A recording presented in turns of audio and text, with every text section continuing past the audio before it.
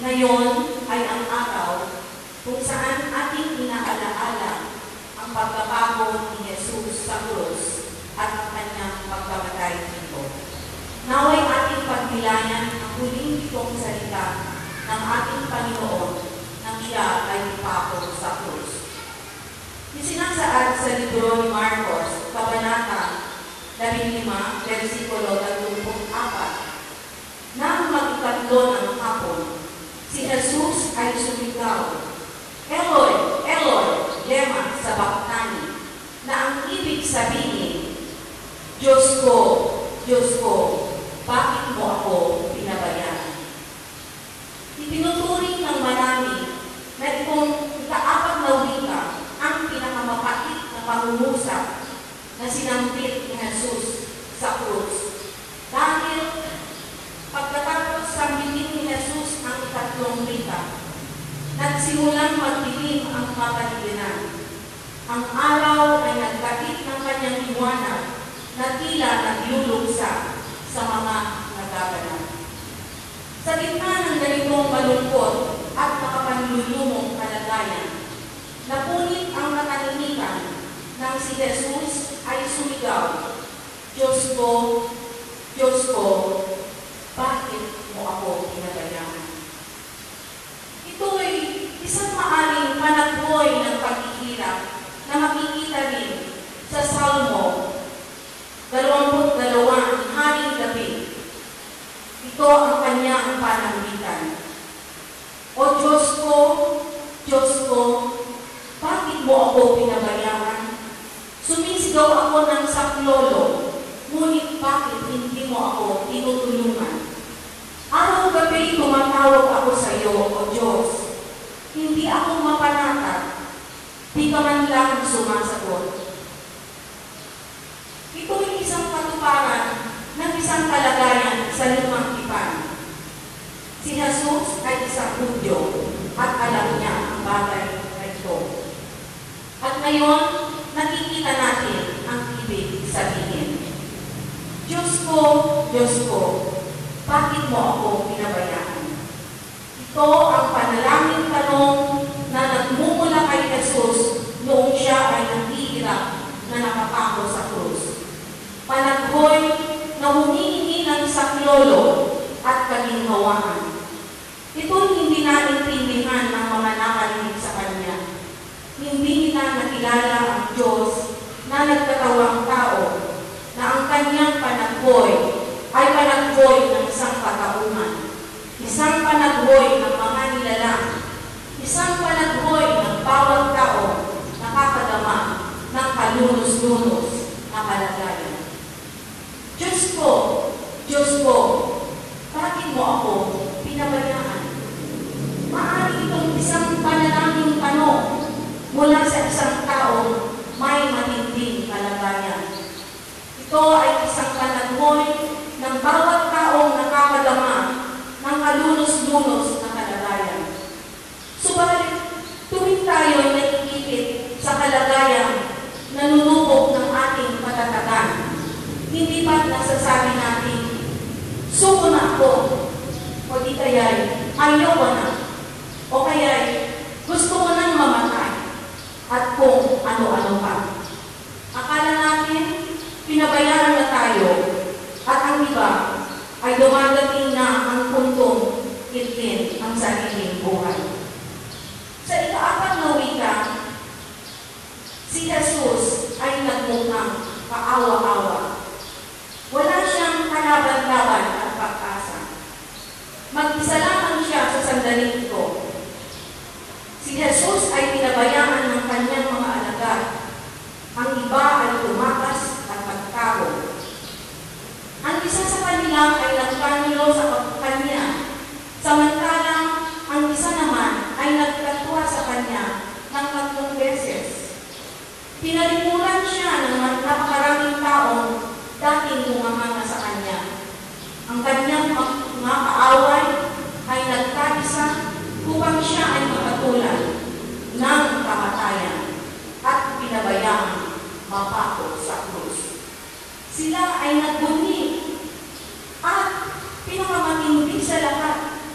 Ang kanyang Ama sa langit, siya ay pinabayaan magdusa mag-isa. Sa aking pagbabasa, para ko rin naramdaman ang naging kahabag-habag na kalagayan ni Jesus. Ang mga hagupit na kanyang pinamo ay nag-iwan ng mga lakay. Nabagbat ang mga laman sa kanyang likuran. Naglikaw na halamang tinik ay ginawang korona na tumagos sa kalamnan ng kanyang ulo at bumakon sa kanyang sentido. Siya ay piniringan, nilurhan, binugbog, pinadyakan, at maraming iba pa. Ang inyong abang lingkod, ang ginamit ng Diyos na tagapagsalita upang ibahagi sa inyo ang ika-4 na wika at aking aaminin. Ngayon ko lang lubusang matanto ang napakatinding paghihirap na dinanas ni Jesus upang iligtas ang sanlibutan. Sa burol ng isang kakilala, nakinig ako sa usapan ng aking kaibigan at ang ina ng namatay.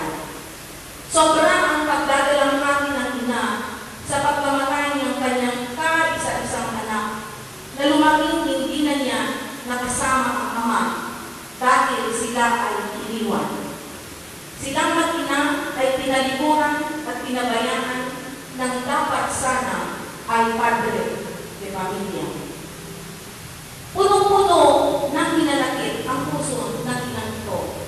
Pinayuhan siya ng aking kaibigan. Nakalimutan na niya ang nakaraan. Napag-ingatan niya ang kanyang kalusugan. Pahakyaw din na binanggit ang kanyang naging grabe mga karanasan sa buhay. Sinabi rin ng kaibigan ko sa ina ng namatayan na kung ihahalin tulad ang mga naging unos sa buhay niya sa namatayang ina, ay wala sa kalintingan, wala sa katiting ang kanyang dinanas.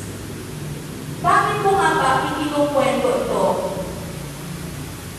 Sa palagay ko, gustong iparating ng aking kaibigan sa kanyang kausap na kahit na anong bigat ng suliranin na dumating sa kanyang buhay, manalig siya sa Diyos dahil hindi siya pababayaan. At kahit sino sa atin dito ngayon, gaano man katindi ang masamang dinanas sa buhay, ay hindi maimahalin tulad sa dinanas ni Jesus. Diyos ko, bakit mo ako pinabayaan? Maaring ang ika-4 na wika ay katanungan ng isang taong walang pag-asa. Ito'y isang katanungan ng mga taong may suliranin o kaya nangaharap ng isang malaki at matinding pagsubok sa buhay. Yung may mga malalang sakit, kagaya ng cancer, malamang ang tanong nila, bakit ako ang nagpasakit at may tanin na ang buhay? Ganito tayo minsan.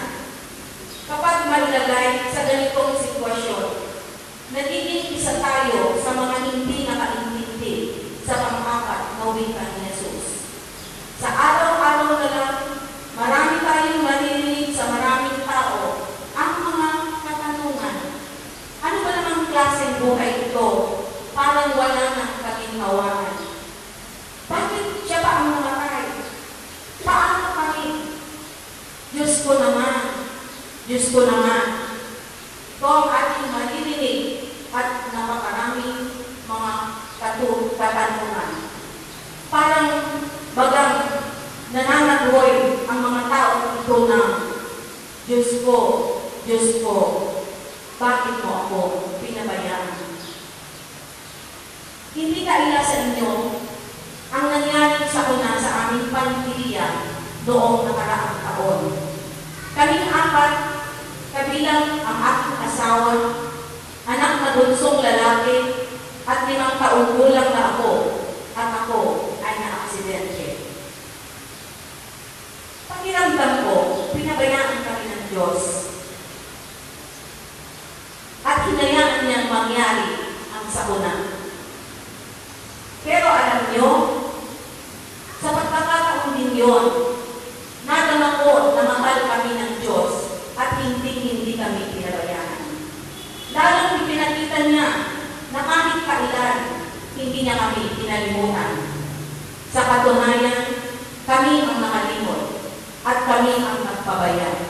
Kaya ito nangyari. Damang-daman namin ang presensya ng Diyos sa aming buhay sa pagkakataon yun.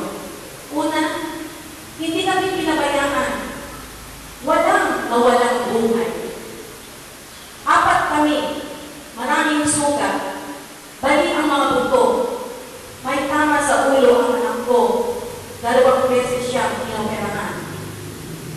Ngunit sa lahat ng iyon, lubos ang aming pasasalamat dahil ngayon kaming lahat ay bumalik na sa dati naming mga gawain at nakikihalubilo sa inyo.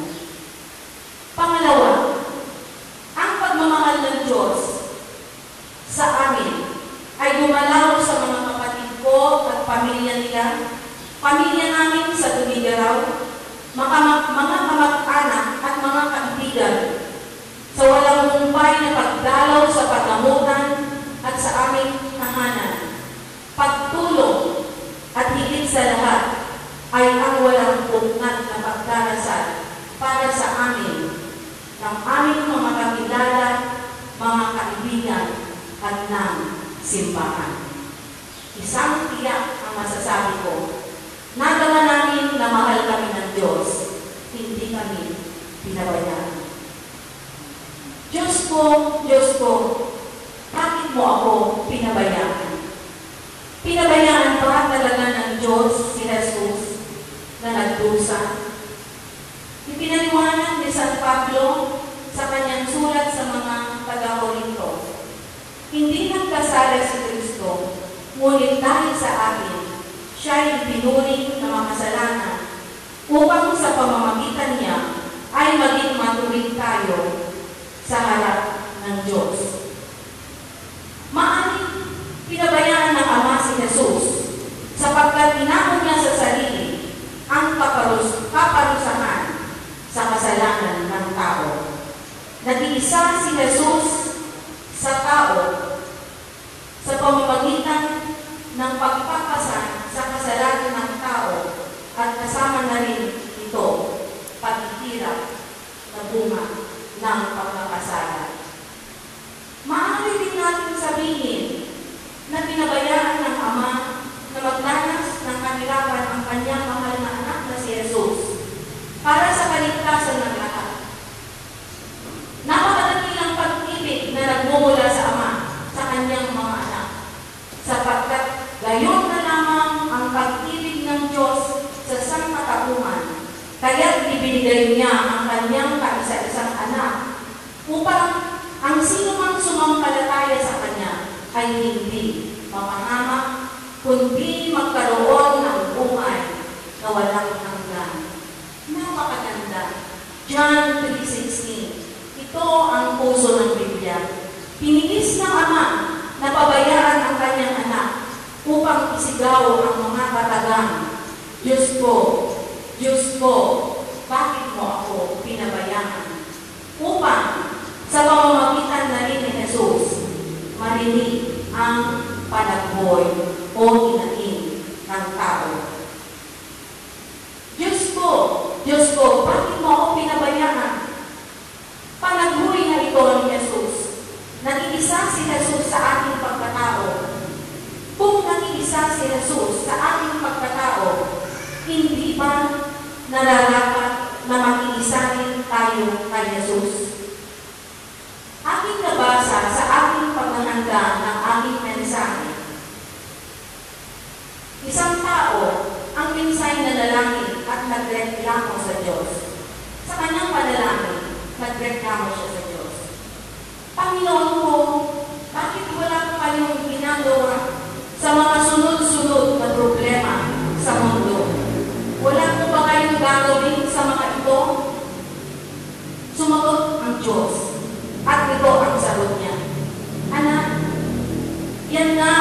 dahilan kung bakit ikaw ay ating nilikha. Kung tayo ay naniniwala kay Jesus, sana ay sumang-ayon kayo na ito naman ang ating sagot sa Kanyang panatol. Panginoong Jesus, narito ako, katuwang mo ako upang pakinggan ang mga panagboy mo. Amen? Kaano kalalim nga ba ang ating pananampalataya? Ulitin ko, kung nagkatawang tao si Jesus upang makiisa sa atin, makiisa rin tayo sa ginawang sakripisyo ni Jesus para sa kaligtasan ng buong sanlibutan. Sana hindi lang nagiging bakasyon ang mahal na araw, hindi lang isang linggong pahinga, hindi lang isang linggong pamamasyal. Gawin natin magsakripisyo na kahit sandali para sa talinting na pagdarasal, pag-aayuno at pagsisisi sa mga nagawang kasalanan. Naway, manatili sa ating puso ang pagpapahalaga sa mahal na araw. Sabay-sabay natin gunitain ang paghihirap at muling pagkabuhay ni Jesus kasama ang ating mga mahal sa buhay. Alalahanin natin na hindi tayo pinapabayaan ng Diyos. Laging kasama natin ang Diyos sa bawat sandali.